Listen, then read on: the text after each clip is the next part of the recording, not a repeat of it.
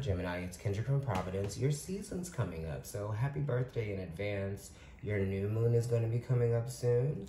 And also, we're going to have a full moon in your 7th house of relationships. And that applies to you especially if you are a Gemini rising. So it talks about things changing and adjusting for you. Let's look at what your first card is. The moon, right? I just talked about the new moon and I talked about the full moon. So yeah, we're talking about changes and we're talking about things adjusting for you. The moon is number 18, so it talks about what you have learned over time and how your feelings have matured over time based on what you have learned and what you have discovered within yourself.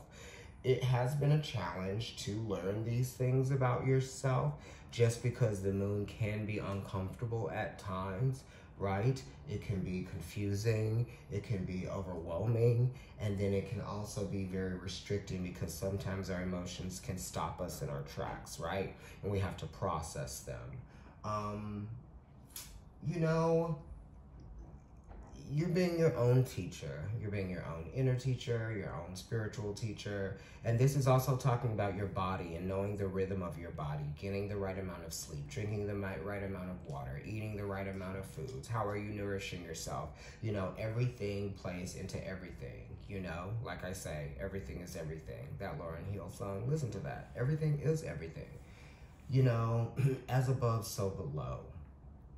And you're gonna have that realization a little bit more during the new moon in Gemini, but then it's really after the new moon. So it's the day after and the next day, and then you're gonna be realizing that even more and more and more and more. And then once that full moon happens in Sagittarius, that's a really good place for Sag. You know, it's almost like an inverted or a flip-flop or a mirrored of the Jupiter or that Neptune and Cancer energy, which is an exaltation. So the moon does like to go into a highly spirited energy, which is Sagittarius. That's good for you. I feel like, you know, this is a culmination. This is an illumination.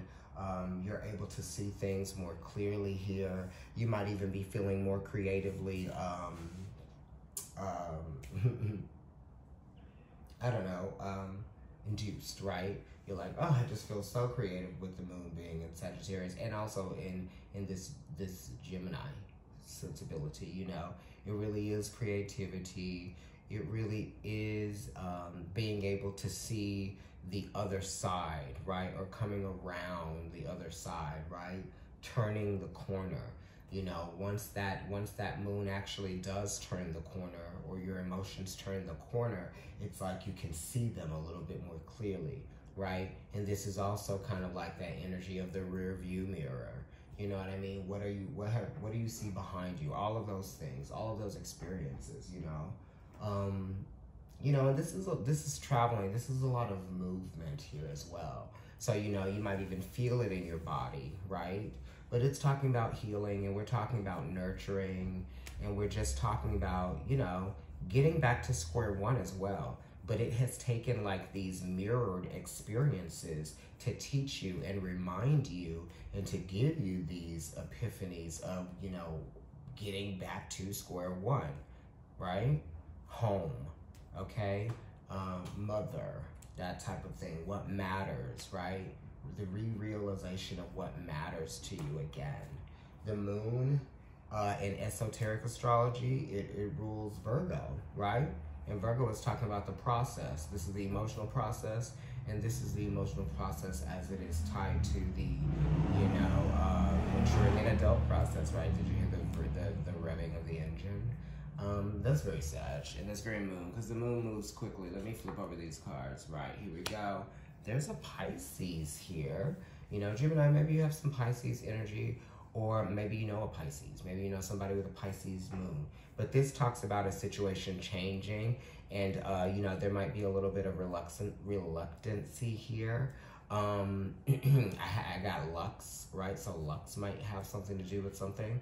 The Hanged Man is also talking about waiting for a situation to be ideal before you come to an understanding of how you want to proceed, okay? And we are talking about, you know, letting things play out, okay? And you realize that there are some things that are hidden here that only time will be able to figure out for you and for us and for anyone who has a significant Gemini placement. Maybe you have your sun in your 3rd house, or maybe you have Gemini or sun, moon, or rising, okay? Or maybe Mercury is in your 1st house. So, yeah, we're dealing with that. We're dealing with creativity. You know, don't, you know, you have to submit to your creativity in order to honor it. You know, your creativity is actually quite powerful, but it's very easily repressed or suppressed by you, right? Because it has to flow and it has to channel through you. So if you are suppressing the creativity, you know, and I'm talking about like sweetness, right? Because we're dealing with that with the moon here, and then we're also dealing with that with the hanged man as well, okay? So we're practicing a gentle sweetness with the creativity. The softer side of seers. Oh goodness, this is not soft. This is not soft anymore, right? It's interesting because Gemini, wow, your birthday season is coming up and you are on fire with all 3 major arcanas here. The Fool card is Uranus. That's the ruler of Aquarius, okay? And it's the esoteric ruler of Libra. And also it is exalted in Scorpio. So we're dealing with change. We're dealing with sudden change. We're dealing with change that is transformative in terms of your consciousness. So this is a shift in your consciousness and a shift in your perspective that's giving you a sort of like tabula rasa, all right? It's like a clean slate.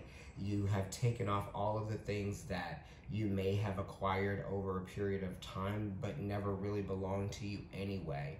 You know what I mean? So it might be just the conditions that you might have been affected by, or the people that you may have been affected by, the relationships, you know, just taking ownership of things that you may not need to, or, you know, relying on things that really didn't add to your personality. They were just ornamentation. So you're taking off the ornamentation, right? In a way, you're still maintaining a sense of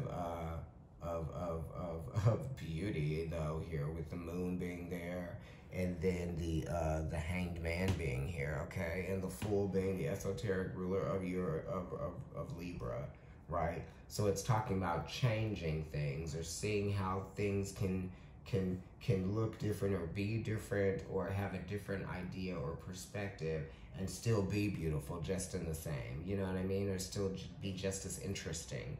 Because the Fool is talking about, you know, maybe changing interests, right? Changing the concept, right? The Fool definitely is very involved with mixing up and changing the concepts and rebelling, okay? So you might be rebelling against something, or there might be, you know, some sense of rebelling here in some kind of way, or there might be a recalibration of sorts. You know, the Fool is getting recalibrated. It's getting balanced. It's, you know, it is unaffected, right, by the expectations that it might experience from other people, you know, that type of thing. So this is kind of like saying release your expectations, and you will start to appreciate the experience more when you release the expectations. Okay?